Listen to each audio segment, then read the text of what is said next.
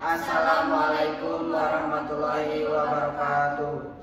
Perkenalkan, kami dari kelompok 7 mata kuliah pengantar akuntansi. Sebelumnya, perkenalkan, saya Sukinta Aisyah dengan NIM akhir 002.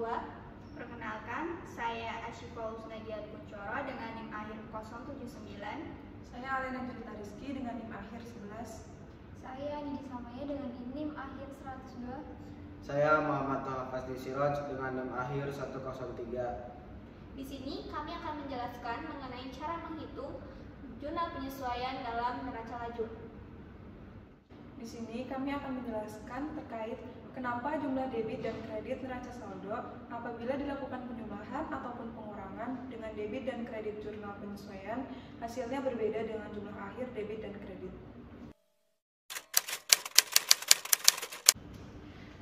Karena penjumlahan atau pengurangan dalam jurnal penyesuaian itu seharusnya dilakukan untuk per akun, bukan dari jumlah keseluruhan akun-akun dalam jurnal penyesuaian, sehingga hasil dari jumlah neraca yang sudah disesuaikan akan sama nilainya atau bisa disebut balance.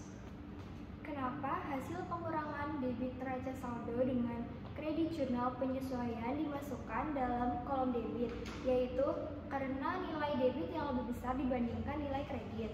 Selain itu, untuk akun yang tidak ada nominal di kolom neraca saldo, namun ada penyesuaian di kolom jurnal penyesuaian, juga dimasukkan ke dalam kolom debit maupun kredit, sama seperti dalam penyesuaian yang dilakukan. Nah, contohnya yaitu dalam akun perlengkapan.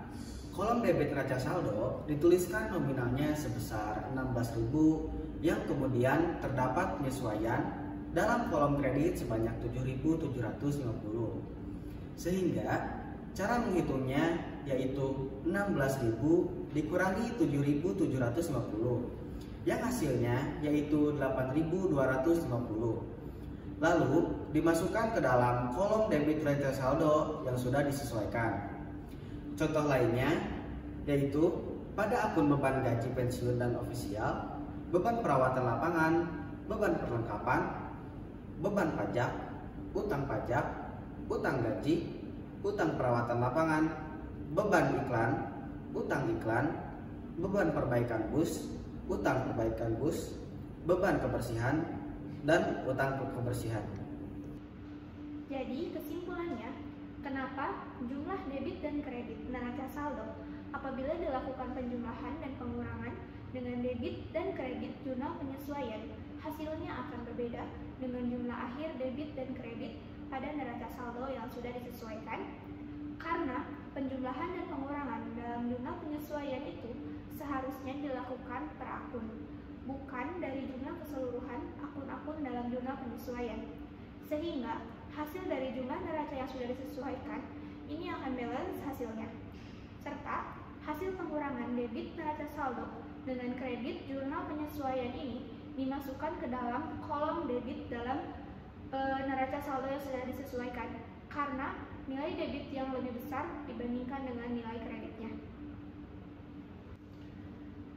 Sekian dari kelompok kami, mohon maaf bila banyak kesalahannya. Wassalamualaikum warahmatullahi wabarakatuh.